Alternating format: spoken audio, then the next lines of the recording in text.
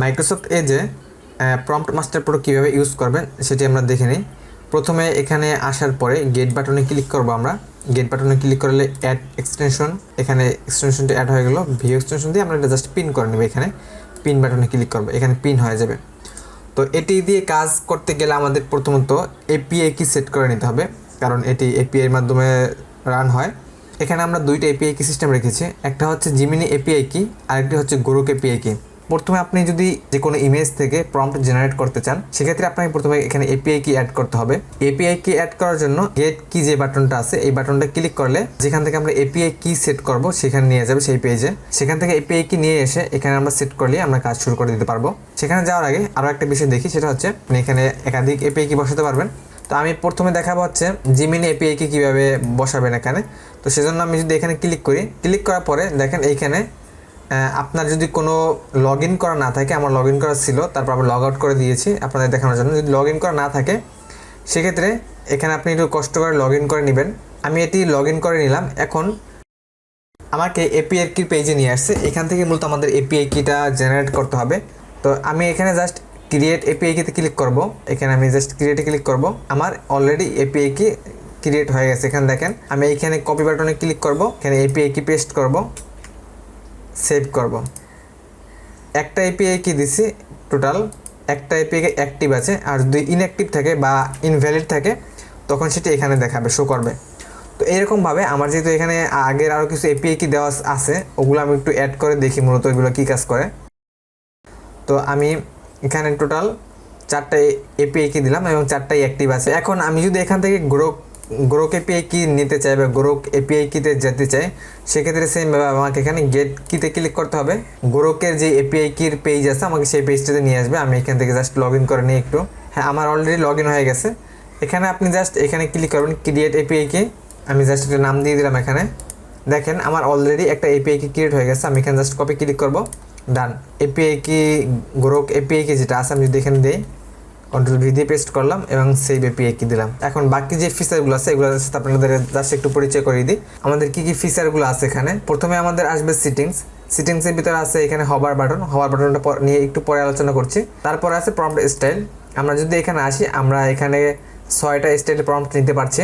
আর API কি সিস্টেমটা তো আগেই বললাম এপিআই কিটা কীভাবে কাজ করে। এই হচ্ছে সেটিংসের কাজগুলো। এরপর যদি আমি পরের অপশনটা আসি হিস্টোরি, এখানে হলো হিস্টোরির কাজটা হলো আমরা যখন প্রম্পট জেনারেট করব সেখানে সর্বশেষ 50টি প্রম্পট এখানে আমরা দেখতে পাবো। এরপর আমরা ক্লিক করবো ওপেন এআইতে আমরা আসার পরে এখানে দেখতে পারবো আমরা টোটাল 8টা এআই টুলস বা 8টা এআই দেখতে পারবো। আমরা চাইলে ইমেজ থেকে প্রম্পট জেনারেট করে আমরা এইখানে যে সকল এআই টুলসগুলো দিয়ে রেখেছি সেগুলো থেকে আমরা ইমেজ জেনারেট করতে পারবো।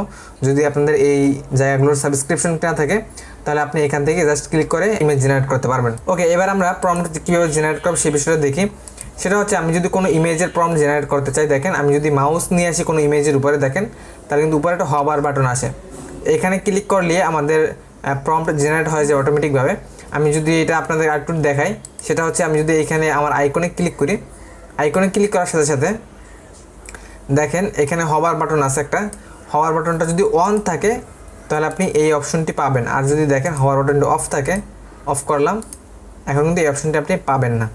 তো আপনি যখন কাজ করবেন, যখন ইমেজ থেকে প্রম্পট জেনারেট করতে চাবেন বা জেনারেট করবেন, তখন এটা অন করে নেবেন, তাহলে সব থেকে বেশি ভালো হবে। এখানে অন করলে আমি যদি যে কোনো ইমেজের উপর আমি ধরে এই মাউসের হবার বাটনটা যেখানে আছে আমাদের ইমেজের উপরে জেনারেট প্রম্পট লেখা, এখানে ক্লিক করলেই দেখেন অটোমেটিকভাবে সে কি প্রম্পট জেনারেট করে দিয়েছে। আমি যদি এটা একটু এআইকে দিলাম, দেখি সে কি দেয়। দেখেন আমাকে কিন্তু এই প্রম্পটটি দিয়ে আমি কিন্তু এই ইমেজটি দিয়েছিলাম, এই ইমেজটি থেকে আমাকে কিন্তু এইরকম রেজাল্ট দিল মাত্রই, আপনারা দেখলেন। তো এখন আমি যদি অন্য ওয়েবসাইটে যাই, ব্যক্তিজিতে আসলাম, এখানে যদি আমি জাস্ট যে কোনো ইমেজ যদি আমার পছন্দ হয়, লাইক আমি এই ইমেজের উপর ক্লিক করলাম, এখন আমি যদি রাইট বাটনে ক্লিক করি, দেখেন জাস্ট ক্লিক করব, দেখেন প্রম্পট দিয়ে দিয়েছে অলরেডি। আমি সেমভাবে এটা একটু পেস্ট করে দেখি এটা কি আউটপুটটা দেয়। আমাদের এইটা ছিল আমাদের ইমেজ আমাদের, আর এইটা হলো আমাদের প্রম্পটের আউটপুট। তো এরপর আমি যদি আবার আসি ফ্রি পিক থেকে আপনি হওয়ার বাটন পাবেন না। ফ্রি পিকে আপনার রাইট বাটন ক্লিক করতে হবে। আপনি জাস্ট আপনার যে ইমেজটা পছন্দ হয়, যে ইমেজটা আপনার কাছে ভালো লাগে, আপনার সেই ইমেজের উপর জাস্ট রাইট বাটন ক্লিক করলে এখানে দেখেন ওকে কপি করবেন। আবার আমি এটা রেজাল্ট দেখি যে এটা কী আসে। দেখেন এটা আমাদের এই ইমেজ থেকে আমরা প্রম্পট নিয়েছি এবং এইটা হচ্ছে আমাদের রেজাল্ট। আমি অন্য একটা ওয়েবসাইটে আসি, এটা হচ্ছে শাটারস্টক থেকে আমি যদি কোনো একটা ইমেজের প্রম্পট নিতে চাই বা বের করতে চাই, ধরো আমি এই ইমেজের উপর ক্লিক করলাম, আমি চাচ্ছি যে এই ইমেজটা প্রম্পট দরকার, কপি করব, পেস্ট করে দেখি এটা কি আউটপুট আসে।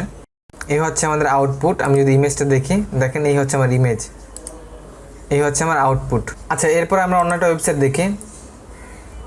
এখানে সাপোজ আমি যদি যে কোনো একটা ইমেজ দেখি, ধরো আমি এই ইমেজটাই ক্লিক করলাম, এখানে এই ইমেজটা প্রম্পটে ক্লিক করি, প্রম্পট জেনারেট হলো, কপি করলাম এবং এখান থেকে পেস্ট করি। এখানে যদি আমি প্রম্পটটা দিই, দেখি কি আউটপুট দেয় আমাকে। দেখেন এই হচ্ছে আমার আউটপুট। এই ইমেজ থেকে আমরা প্রম্পট নিয়েছি এবং এটা হচ্ছে আমাদের আউটপুট। তো আমার কাছে জিনিসটা অনেক কুল মনে হয়েছে, আপনারা ট্রাই করে দেখতে পারেন।